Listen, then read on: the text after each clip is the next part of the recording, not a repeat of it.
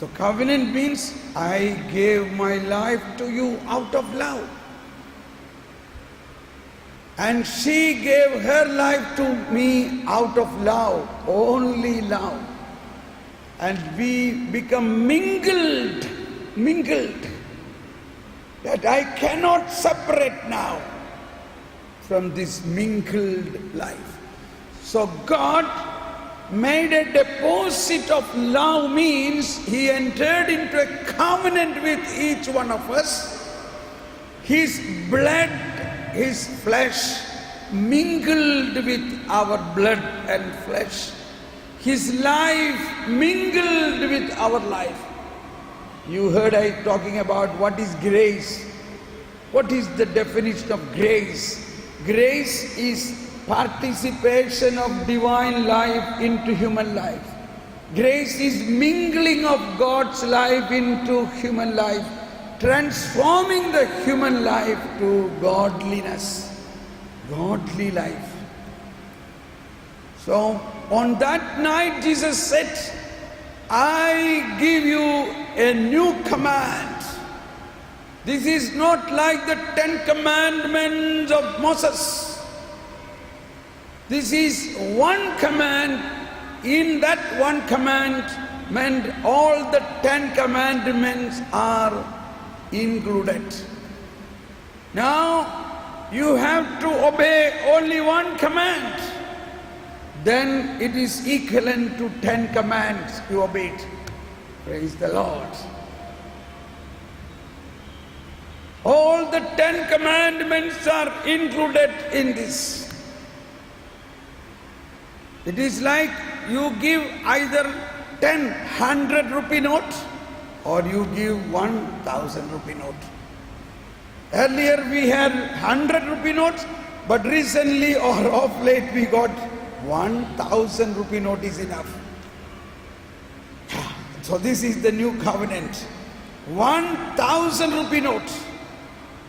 You don't have to count 10 100 rupee notes. That means that 10 commandments are in this. But for this, how this will be fulfilled? He said, do love others like I loved you. That means, pay attention, raise your hand, say hallelujah, hallelujah. Jesus is Lord, now and forever. Pay attention. What Jesus said is so simple that I made a deposit of love in the reserve bank of God. You draw this, you draw from me and give to others. That's all. If you believe in me means you have an access, you have a password, you have a code, you have a bankomat, you have an ATM, you have a card. Take it. As much as you want, take it. And give to others. Jesus said, I loved you so much. So naturally we expect we should love him. No, he don't expect that. He said, I loved you so much. In the same measure you love others. In the same measure you love others. How is it possible? Because the love which Jesus loved us is an infinite love. It's an everlasting love. It's an unending love. We have learned in mathematics, infinite divided by anything is infinite. If you take a portion from infinite, what have you received? What have you received? Infinite. You remember when you learned algebra, trigonometry, infinite divided by 100 equal to infinite. Infinite divided by 10,000 equal to infinite. God is infinite. Now here the priest or the celebrant in the Eucharist consecrate a big host. That big host becomes Jesus. Now, what he does, he breaks this into small pieces.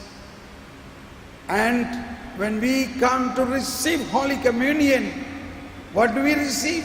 We receive a portion of that big host, Jesus. So what have you received?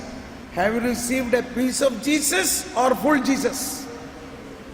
Come on, everybody. Have you received a piece of Jesus or full Jesus? How? You got only a piece of that host. We have no doubt you received full Jesus, because God is eternal. God is infinite. This infinite God wants to share himself to us. And he has already done it. And we have already received it. But yet, we need a wisdom to understand this mystery. That is why Jesus said, baptize them, but teach them. Baptize them and teach them. Suppose on your birthday, your very good friend given you a very good gift, a new iPhone or a new Samsung Galaxy. You look, this is very good. But then you have a problem. You don't know how to operate this. You put it on. How to open this? Hey, nothing is happening. Hey, come on, tell me how to do this. Oh, that is not easy, Mama. You have to press this. Okay. I need only to telephone, okay? I only want to telephone. You told me that buttons where I can press the buttons and telephone. That's all. No, Mama, there are a lot of other programs in this. An iPhone is only for telephone. You need only this type of a phone. This has, you can see YouTube, you can go to internet, you can see Facebook, Twitter, so many things are. Oh, how do I know that? You have to learn. You have to activate each program in it. You can even operate your bank account. You can transfer money. I don't have to go to bank. No, you sit in your home in an easy chair. You can transfer the money. This I never knew. You can talk to you can see the face of your children in America here. Really? How is it? See, this is the hangout. You go through that and you ring them and oh, Papa.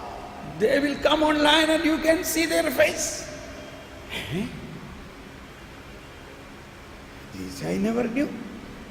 It is the same way. In our baptism, there are so many apps in it. So many apps.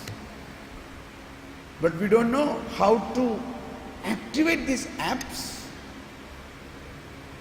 How to activate these programs. We have to activate in its required time. In our baptism, there is an app for our marriage. But you don't have to activate it at the age of 5 or 10, correct? When you become 25 years old or 23 years old, you want to activate the app of your marriage, your family life. You want to marry, you want to have children, you want to be a father, you want to be a mother. All that program is already in your system. So that's why Jesus said this whole system for your eternity is inbuilt in the content of your baptism. Praise the Lord. But you should know, one by one you should open this each content and activate. Please raise your hand. Thank you, Jesus. Praise you, Jesus. Earlier time we had that telephone, krr, krr, krr, hello, hello. That time is gone. Now we have an iPhone, we have a phone with a lot of technology in it. The same way, you must know in your baptism, confirmation and the Eucharist, and the God who dwells in us is inside us with so many programs. You must know. That's why Jesus said, baptize them and teach them. Baptize them and teach them. So this is what each one of you should now grow in. We were having, even in charismatic renewal, we were singing, dancing, praising, hallelujah. All that thing we do, but that is not enough. You have to grow in learning. You have to understand the teaching. And Jesus specifically said here, one more point, teach them. Teach them what? Not anything what you want. Teach them to obey what I commanded you. Specific. What I commanded you. This is the new commandment. This is in contrast with the Pharisees and scribes were strict in teaching the Mosaic law. Command on command, rule on rule. But here comes a new teaching. Mercy and grace. Mercy and grace. Love and compassion. Forgiveness and forgiveness. New teaching. So when Jesus said, teach them to obey what I commanded you, means now it is not Moses nor Elijah, but I. It is not Moses or Elijah, but I. It is not to undermine Moses or Elijah. Moses and Elijah came for what? To show someone is coming who is greater than me. It was all the prophet's voice. That voice heard from John the Baptist says, I am not worthy to untie the shoes. The one who is coming is greater than me. जो मेरे पीछे आ रहे हैं उसका जूता का पीता भी घूलने के लिए मैं योग्य नहीं हूँ. जूता का पीता घूलने के लिए मैं योग्य नहीं हूँ. वो तुमको पवित्र आत्मा से स्नान करेगा. He will baptize you in fire of the Holy Spirit.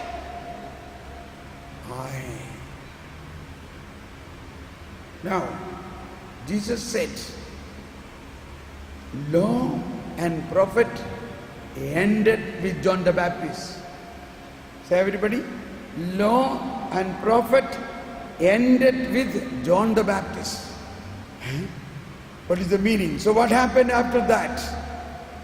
Law and prophet ended with John the Baptist means all what the law and prophets were prophesying was about me, Jesus, and I have come. I have come. Suppose a marriage, your daughter is going to be married, but the boy whom the marriage is fixed, he is working in America. He said, I have no time, I have no vacation now. I can come only after 1 year. All right? So we will have the marriage after 1 year, correct? Now in this 1 year time, this daughter and you, the parents, oh, wonderful boy, handsome boy. Look at his eyes and ears, everything is very good.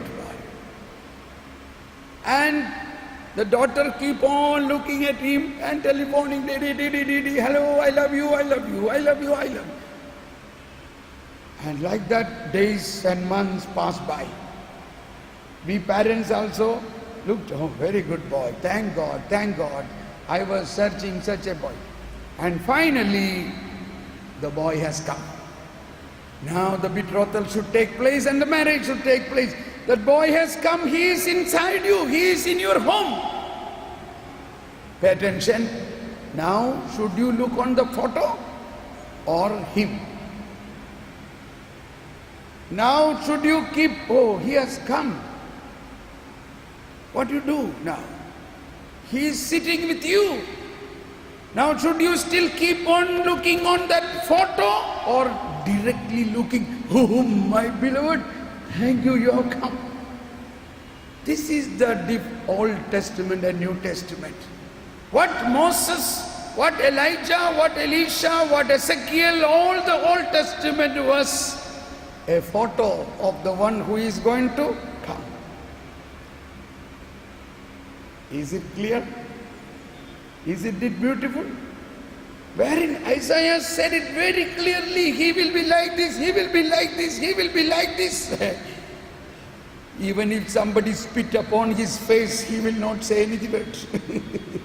These are his nature. He will show his back to those who hit him. He will show his face to those who spit him. But he will not say anything. Such a boy? Yes, that is he.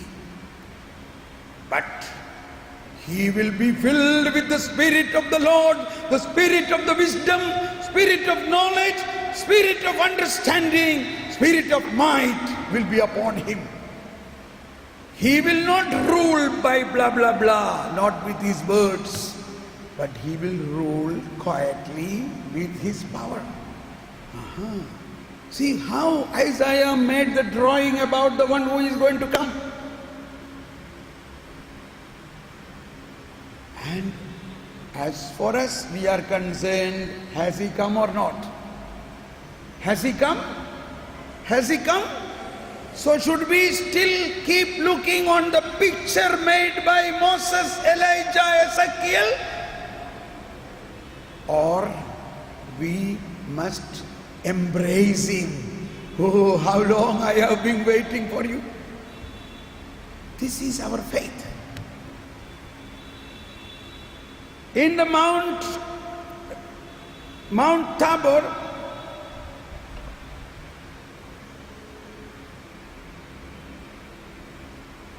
those who visited Holy Land might have seen on the Transfiguration Mountain wonderful picture of Jesus' transfiguration. And on one side, Moses is sitting there with the commandments, 10 commandments. Another side, Elijah is calling upon fire and burning the sacrifice through fire. What are we to learn from this transfiguration event? Immediately, Peter said, "Oh, this is wonderful. It is so beautiful to be here. We can make 3 tents, one for Moses, one for Elijah, and one for Jesus." So what has he done now? Because of his unillumined, he is not yet received the baptism of the Holy Spirit. He is only visibly seeing, and he is making a comment, comparing all the 3 same. All the 3 same. At that moment, pay attention, everybody raise your hands. Hallelujah. You are going to hear something beautiful now. At this moment, a cloud came from above, a cloud. That is another tent, a tent of the God the Father. God the Father put everybody inside that tent of the cloud. Then they are not able to see anything. Total darkness. All this has a lot of mystical meaning that I don't want to say now, but I will say something which we can easily understand. Inside that tent, inside that cloud of mysticism, in total night of darkness, they could not see anything, but they clearly heard a voice. Everybody know that voice. What was that voice? Everybody louder. This is my beloved son, listen to him. Say everybody, this is my beloved son, listen to him. Now this you have to think. God the Father is telling, it was me who sent Moses, it was me who sent Elijah. But now, all what Moses and Elijah was spoken is fulfilled in Jesus. He is my beloved son. Now he has come. Now listen to him, not to Moses and Elijah. Praise the Lord. Isn't it wonderful? Now whom should you listen? Listen to my son. It is about the son. I have revealed. I have shown you the picture. I have shown you everything what he is going to do through Moses and Elijah. But now, in fulfillment of that Old Testament of law and prophet, the new has come. My own son has come. Now listen to him, not to Elijah, not to Elijah, not to Moses, not to Ezekiel, but to my son.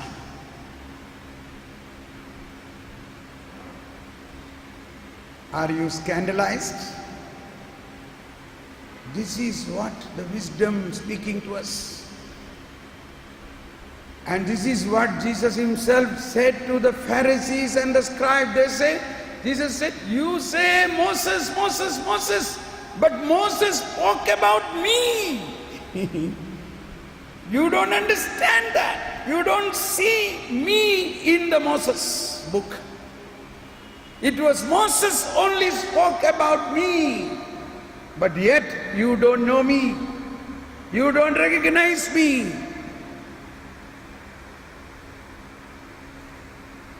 And now, this is the same thing Mother Mary said in the wedding in Cana.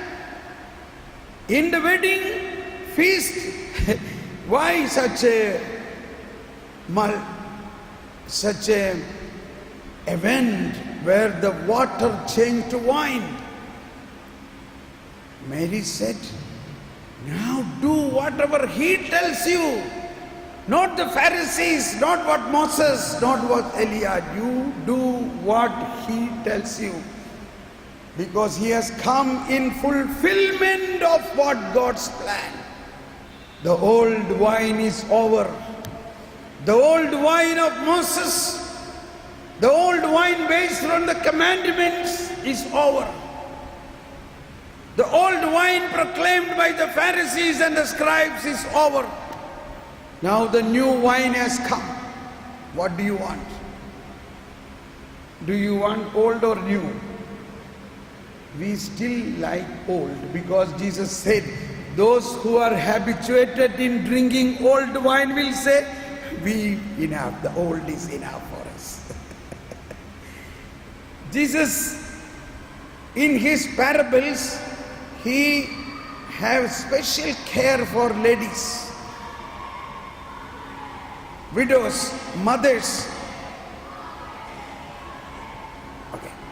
Jesus used to say, kingdom of God is like mustard seed or salt, oil, leaven,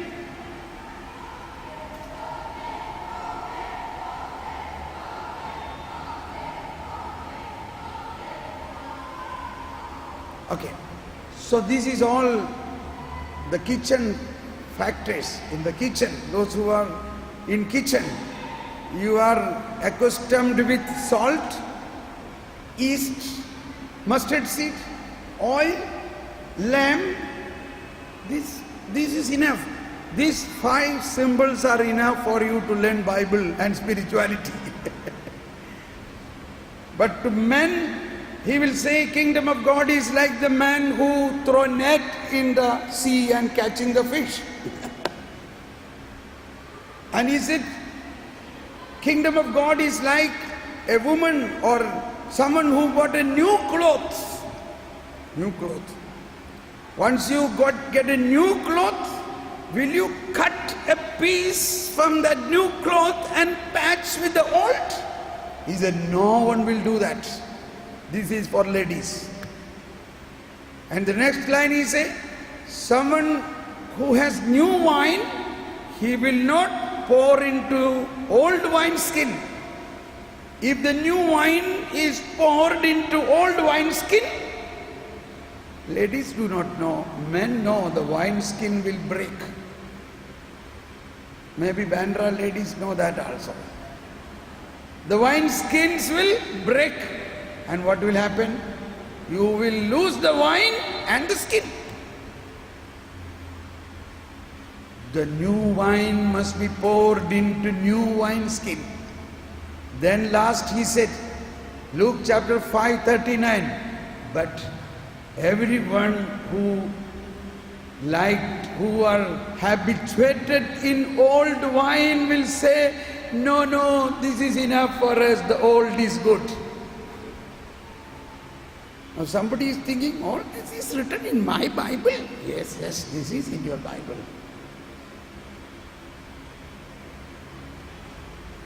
Now, I am not criticizing you, but I am telling you a fact and truth.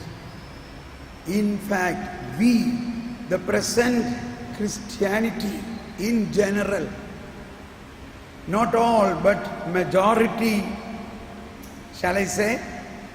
I am not criticizing, okay? I am telling you, this is what is happening. We have the new cloth, but we cut a piece and putting a patch of it. We are not using that new cloth completely. We have got a new cloth, we should throw out the old cloth and put the new cloth with us. The new cloth is Jesus.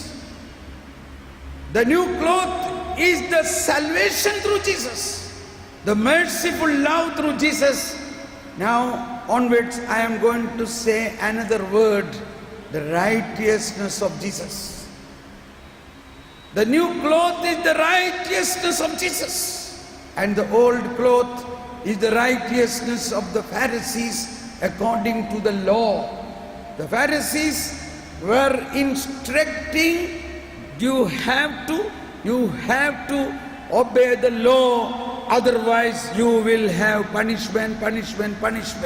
Command on command, rule on rule, punishment on punishment. This is the old wine. This is the old cloth. So come this into our family life now.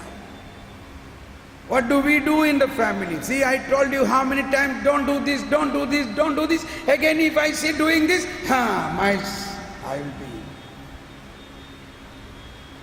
So we become arrogant. And next time again you see that forbidden thing is done, then you become arrogant. You shout, you scream, you even give a hit. Because you stick to command. Rule. How many times I told you, don't do this, don't do this? Don't you understand this? For last 25 years we are married and I am telling this last 25 years, then you are not changing.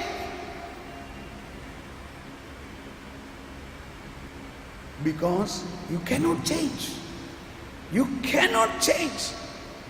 It is not 25, even 50 years. You know, a couple celebrating their golden jubilee 50 years. So I appreciated them. They were very loving. So I appreciated, no, I learned. You are really a model. So this man is telling, brother, don't think like that, you know.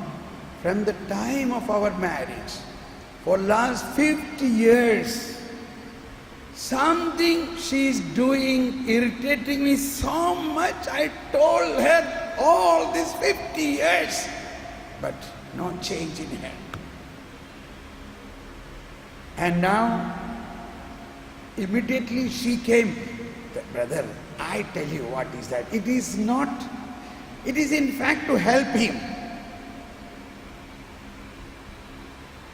And, oh my God, already break? Okay, all right, we'll break. Let me complete this. Now this woman was telling, pay attention, simple thing, it's very simple. Brother, I take out little money from his purse without his knowledge, that's all. Where from I get money? I am not working. I just keep it in another place. Once in a while I pick up some notes and keep it. And when he has no money, I give this to him. Is it wrong? And this man said, Thomas Paul, yesterday I went to buy fish. I purchased fish, packed and cut and cleaned everything. And I took my purse to pay. There is no money. And I know now she has done it. Now, what will I do? At least if she could tell me, I never knew that somebody takes out money from my purse. I went to the fish market, I purchased fish. But when I was about to pay, there is no money in my purse. Now that man has already cut the fish, cleaned the fish. Now what will I do now? Oh my God, 50 years, this is what I am saying. No change. Now tell me, is it a big sin?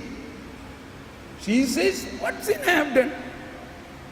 Money in his pocket is also my money. I take it and gather it and I give it to him when he has no money to help him. So, change. So, what Jesus is telling or what Jesus has brought is not a law but a love which transforms a nature. We need a transformation of our nature, not through the law of Moses, but through the law of Jesus. That is the new covenant. And that is what in the Eucharist we have. We receive every day Eucharist. We see that water changed to wine is taking place every day in the Eucharist. All what we are offering is transformed. My dear friends, so I have gone far and wide. Those who have got ears may hear, because this is little spreaded message. Now after this break, I will bring in a more concentrated way many new things. We must learn many new things. It is our right.